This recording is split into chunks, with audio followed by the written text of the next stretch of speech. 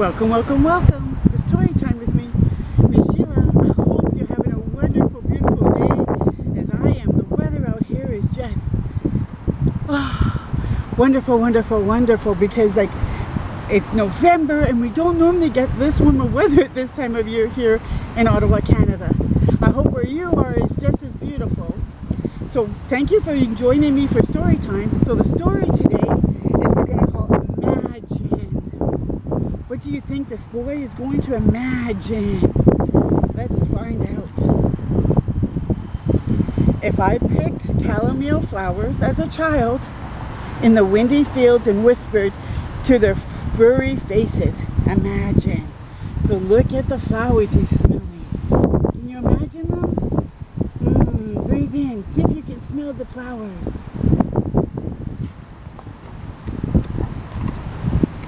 If I let tadpoles swim across my hands in the wavy creek, imagine. Whoa, have you ever did that?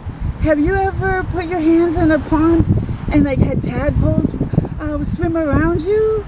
That would be very interesting. Maybe a little bit slimy if they touched you. If I jumped up high into my papa's army truck and left our village of farm workers and waved adios to my amigos, imagine. So he went with his dad and went to farm work in a farm. If I let the stars at night paint my blanket with milky light, with shapes of hungry birds while I slept outside, imagine what you could do. Have you ever went camping and be under the sunset? Oh, beautiful. I'm just not sure about the hungry birds though. I think that would make me nervous. If I help Mama feed the hopping chickens and catch the crazy turkey in the front yard of our new village, imagine. So he moved to a whole new village. And he's helping his mommy feed the chickens and the turkey. If I walked through the evening forest at the top of a mountain with a silvery bucket to fetch water from the next town, wow, that looks like a long walk and he has to go through the forest. If I moved to the windy city of tall bending buildings and skipped to a new concrete school I have never seen, imagine. So there's the school right there. So he's not used to having sidewalks or the roads, like paved roads. If I open my classroom's wooden door, not knowing how to read or speak in English, oh, that would be hard. Hopefully somebody will be able to befriend him and help him. If I practice spelling words in English by saying them in Spanish, like pencil,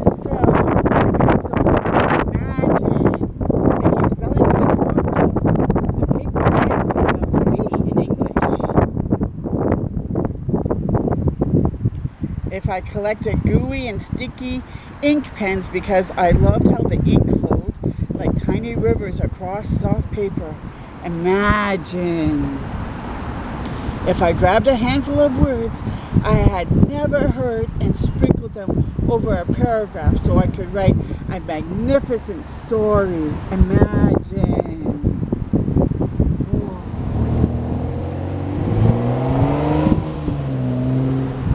If I stood up in a school far away from where I lived and sang for the first time in front of a class, imagine. So there he is with his music and singing, and look at the classes standing behind him. Maybe he's teaching them a new song. If I started to write a poem on a skinny paper pad after school as I walked on the wide sidewalk, and then finished it when I got home, imagine. Whoa. If I picked up my honey-colored guitar and called out my poem every day until it turned into a song, imagine. If I gathered many words and many more songs with both my hands and let them fly over my mesa and turn them into a book of poems. Imagine! Wow, so he can play music, he can write poems and write stories and made a book. Whoa. If I stood up wearing a robe in front of my familia and many more on the high steps of the Library of Congress in Washington, D.C., and read out loud and signed my poetry book like this: Poet Laureate of the United States of America. Whoa, yes. Imagine what you could do. Wow.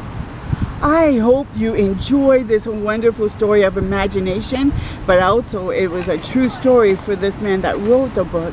So I hope that you enjoyed it, and that I hope that you can imagine and do even more incredible, wonderful things that will bless this world. Okay, till next time with Story Time with me, Miss Sheila. Have a wonderful, beautiful day and be blessed, and go out and explore and enjoy all that God has for you. Take care. Bye for now.